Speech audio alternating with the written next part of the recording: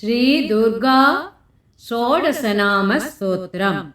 முதலில் ஒவ்வொரு வார்த்தையாகவும், பின்னர் ஒவ்வொரு வரியாகவும், பின்னர் ஒவ்வொரு பத்தியாகவும் நாம் பயிற்சி செய்யலாம். இப்போ ஃபஸ்ட்டு பேரா நாரத உவாச்ச.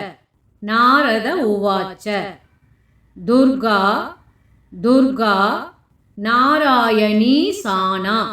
நாராயணீ சானா விஷ்ணுமாயா. விஷ்ணுமாயா சிவா சதி. சிவா சதி நித்யா சத்யா.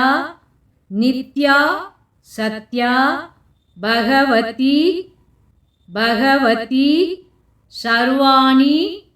சர்வாணி சர்வமங்களா. சர்வமங்களா